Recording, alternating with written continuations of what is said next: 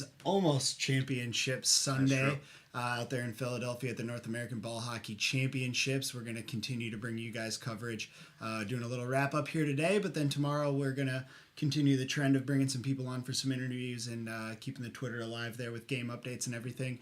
But let's give you guys a look at how things shook out here. So there's a lot of tiebreakers. We've seen a lot of shutouts. We've seen some high-scoring games. We've seen some low-scoring games, both men and women's. So we'll give you guys a look at what's to be expected for tomorrow. Shaq, should we start with women's? Yeah, definitely. And I think the round robin, it's been, as you said, kind of all over the board. So it'll be interesting to see what happens tomorrow regardless of the division. But starting out women's in the C division, it started as a BC tournament, had some relegation to C from B. So right now we have 4 teams playing in that tournament. All the returning teams from the championship game in 2018 have moved up to B.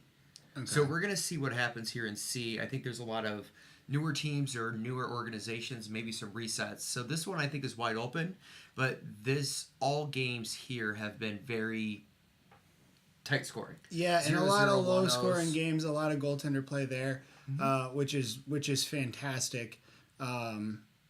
Let's move to women's A. I think is going to be maybe the most interesting. Yeah, but let's go to B first, and then we can go to A. Yes, sir. So women's B, I think for me, one team stood out more than anybody was the New York Slayers. They actually ran straight through 3-0 throughout tournament play.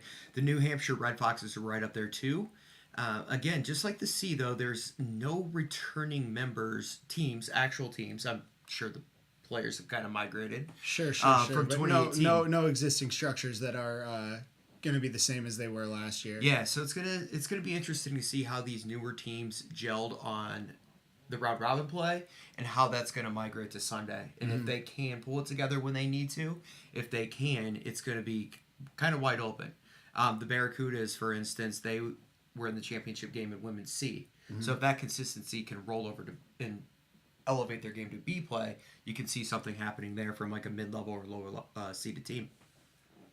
But moving on to A now. Cart before the horse. Happy to get there? Yeah. So who's our leader in the clubhouse here? Right now it's the Mid-Atlantic Happy Endings, followed closely by the Atlantic Crush, which I don't think is a surprise, because if you look back through the history of these tournaments and the North Americans itself, those two teams are perennial powerhouses. Yeah. They've been up there almost every year, multiple members of Team USA. So I think right now, if I'm going to put my money on a team, it's going to be one of those two. Yeah. But again, it's Sunday and you don't know what's going to happen, so you can't rule out those teams, the London North Stars, for example, who were in the championship game 2 years ago.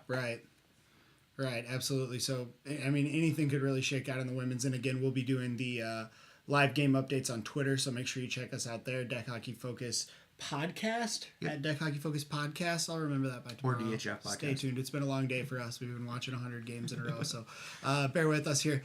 Jump to men's. Yeah, so same theory in the men's that was in the BC for women's. Everybody was pulled together in round robin play, and then a relegation occurs between the A and the B. So with the B, we see the Pittsburgh Blitzkrieg coming out on top, followed up with the Phoenixville Graphics. There were a lot of tight games between those teams and some of the A teams. Phoenixville has the championship record. They won in 2017, and they obviously play in a lot of big tournaments. So the experience is there across the board. One shout out I do want to make here is Team Bermuda. Yeah, that is quite the hike. Yeah, not a big deal. But I think my allegiance is going to have to be with the Graphics. I mean, they bought our allegiance. They sent us a jersey. We put it on the wall. So they're our number one. They're our number one team going into the B men's there. So let's look at A. Yeah, definitely. So and we've been on it since last tournament that we covered there. The Garden State Warriors, kind of a newcomer franchise. Well, it's gonna. We had them on upset watch, and now they're the leaders going into Championship Sunday. And that's the storyline. They have never made it to a finals, or never not made it into the finals. They've never missed the cut. They've always They've always been a leader there. And you saw the Super Bowl bye week, they made it to the finals and didn't have Johnny Ruiz. Yeah. Their captain, their leader, wasn't there. And he's playing with this team now. So it's going to be really interesting to see what happens there. But again, not a lot you can count out. I mean, look at the Buffalo Fusion running through. Absolutely. They've done well. They've done well. I think that there's going to be, well, and we're actually going to see too a good matchup between the 8 and the 9 seed. Yeah, well, it's going to go all the way through 8 and 9. I mean, didn't they meet each other? They did. So they played in round robin play, and it was a 1-1 tie. So I want to say going into Sunday applies to that game, applies to every game. We need to see some breakout scoring. Yeah. There's been a lot of conservative play, and I know that they say defense wins championships and stuff like that, but I think the team that gets maybe a little more aggressive, the team that's got the legs and that's running and gunning and taking chances, I think it's going to end up paying off in the long run. And I think you saw kind of, depending on that team played, I think a lot of teams were playing more conservative against others, kind of planning for Sunday. And I don't know if that kind of bit anybody on where they ended up in that round or that record. But, I mean, let's talk about the Pittsburgh Gods, 6 seed. Yeah, coming in. Completely unexpected. I mean, maybe we seem to have a bias towards them every once in a while and things like that. I'm actually kind of glad to see them lose. I like seeing them at the bottom, though. I mean, it means that the talent is spread pretty evenly. Yeah, and this Pittsburgh honest. Team has been in the championship game 5 of the last 6 years. Right, but how are they going to deal with it when no first round bye? I was going to say they don't get the first round bye. Yeah, they're playing early games. And speaking of,